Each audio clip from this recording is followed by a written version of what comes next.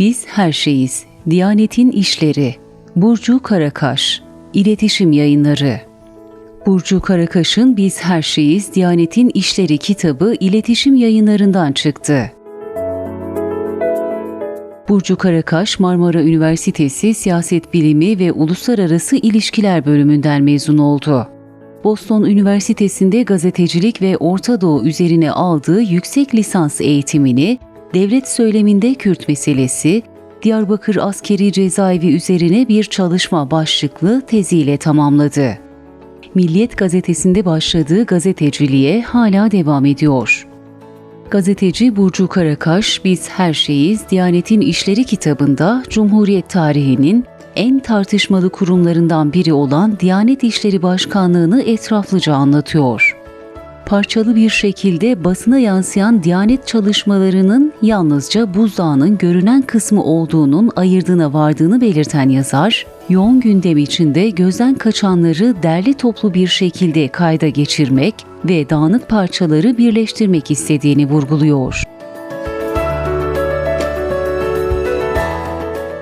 Bu kitabın yazıldığı günlerde Ayasofya ve Kariye Müzesi Diyanet İşleri Başkanlığı'na devredilerek camiye dönüştürüldü.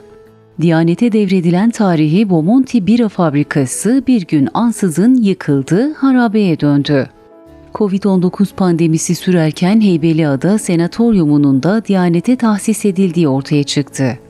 Toplumsal konulara ilişkin açıklamalarıyla gündemden düşmeyen Diyanet, kent hafızasının orta yerinde tartışmalarla da anılır oldu.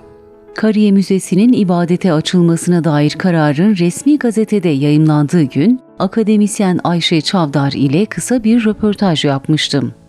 Ayşe, Adalet ve Kalkınma Partisi'nin yerel seçimlerde kaybettiği İstanbul'a, Büyükşehir Belediyesi aracılığıyla müdahale etme şansının kalmadığını hatırlatarak kıymetli bir tespitte bulundu. AKP Büyükşehir Belediyesi'nin yokluğunda oluşan siyasi boşluğu Diyanet'le dolduruyor.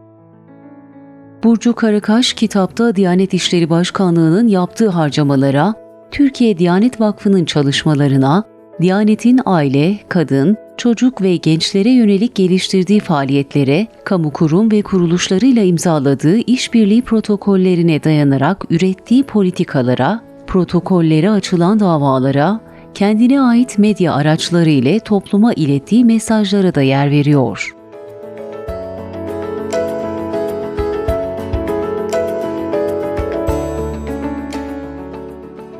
Devletin bütçesi kamuoyunda en çok tartışılan konu.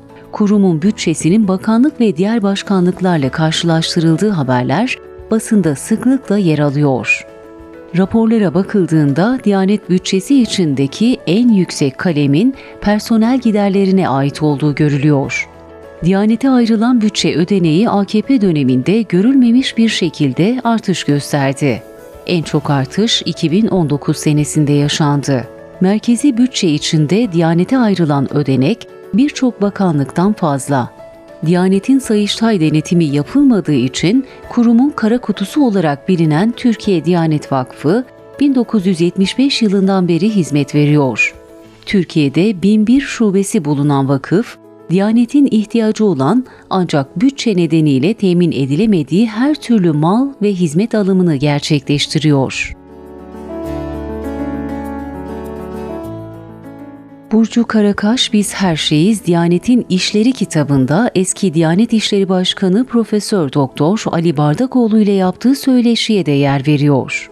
Diyanet'in dününü, bugününü, amaçlarını, bu amaçlar doğrultusunda ilerlediği yolu ve aldığı desteğin yanı sıra toplum nezdindeki yansımasını merceğe alıyor.